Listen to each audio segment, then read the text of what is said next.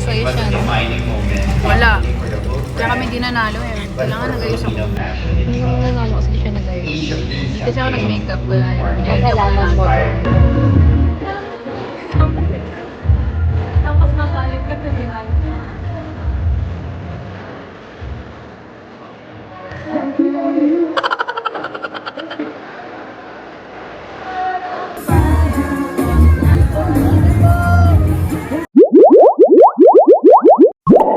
Kailan akong work.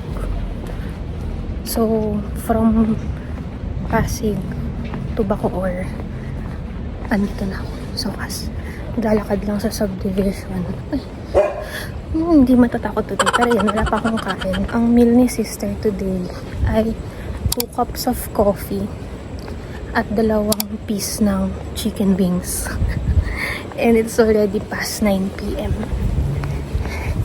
Though okay lang naman. Di pa naman ako ganda ng ilaw. Di pa naman ako nagugutom. And mahaba-haba ang pahinga natin. Kasi it's Holy Week. Nasa Cavite ako buong araw. I mean buong week.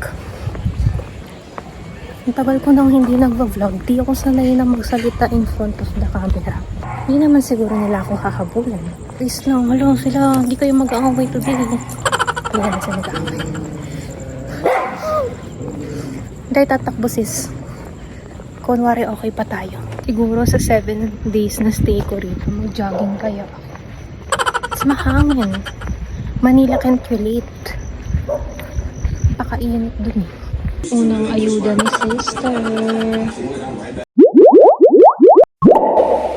Kanina pa sister, walang kuryente. Ngayon lang ulit. At dahil may kuryente, nagpwede na akong maghugas. Kaya hindi ako naghugas kasi super init. I will eat first. At dahil ako ang naiwan,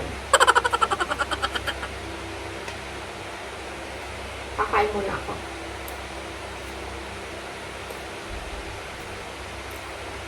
I work from home lang kasi ako today. So wala masyadong ginagawa. Natulog ako ng mga bandang alas 2 kahit sobrang init. Kasi may portable fan naman sila yung hindi kailangan ng electricity. Nagising ako mga bandang 4:30 na. So nag-alarm ako. So yun. Pag ako maghugas, kainin ko muna ito lahat. Niluto kami ng tofu. Yung parang tofu na sa Maxchef. Diba? Ang ganda. Merienda mo kami. Kaya ito mataba si vitamin din. Pangalawang suhol ng kapatid ko. Cake daw. Cake.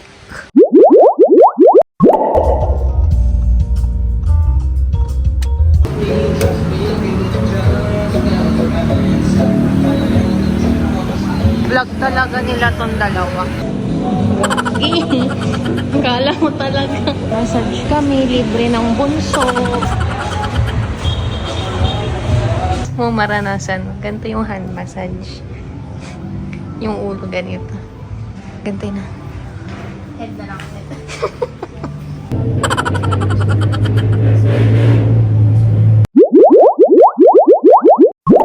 Pinilan ako ni ate ng BFF fries. Tapos yung dumating bing BF fries na lang.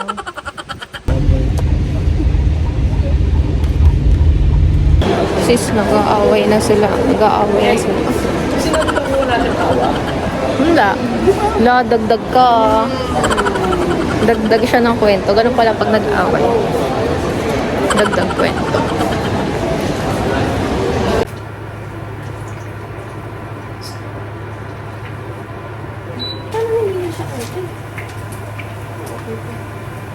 Kita ka sa vlog ko. Ay.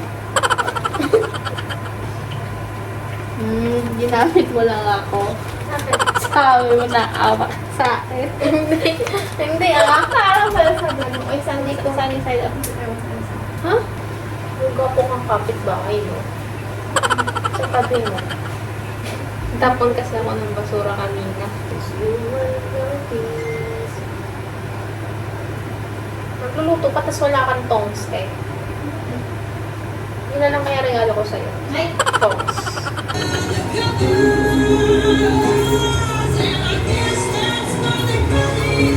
Oh. Girl, walang kuryente. Ate ko ba? Nag-brown out. Ang choice ni ate mo, girl, ay mag-impake. Kasi, parang magsi-staycation na lang yata kami. Ingat kasi, be. Eh, di ba ang taas ng heat index today? So, no choice but to kumilos. Kaya samahan niyo akong mag-ayos. Mag-aayos muna ako. Ingat talaga.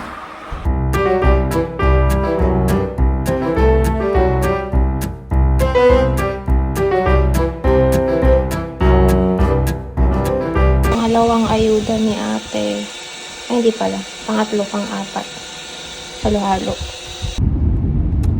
Meron naman sila ate. Meron.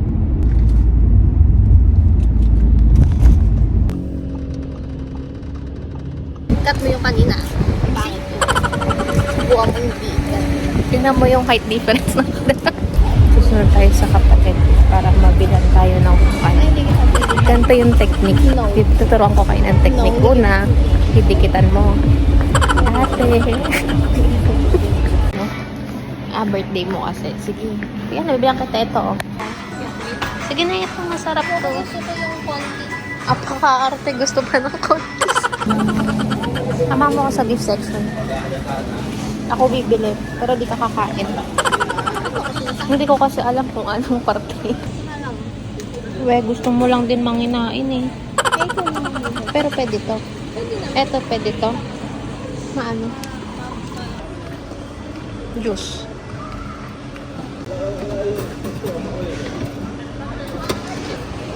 Paid. Pinakamahalaga sa lahat. Steak secured. Ganda. Ganda ng itsura. So, yeah. Punta ako ng Walter Mart. Kasi bumili ako ng pills ko. Tapos bumili ako ng food.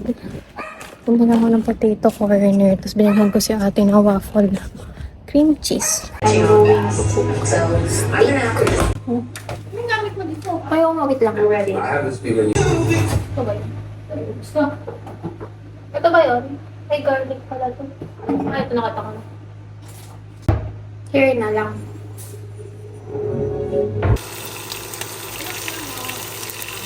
Ang masarap.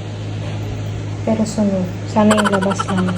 Kasi gusto ko ng steak na medium raw.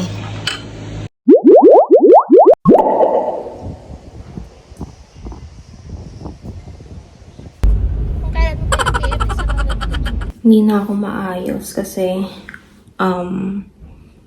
tulog na ako. Naiwan na ako rito sa bahay.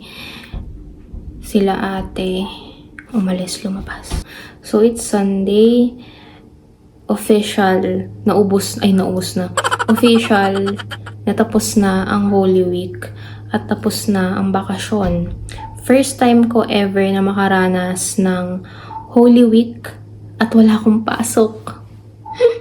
Kasi sa past job ko, kailangan may natitirang isa every holiday sa office. So, minsan ako yung nagiging alay.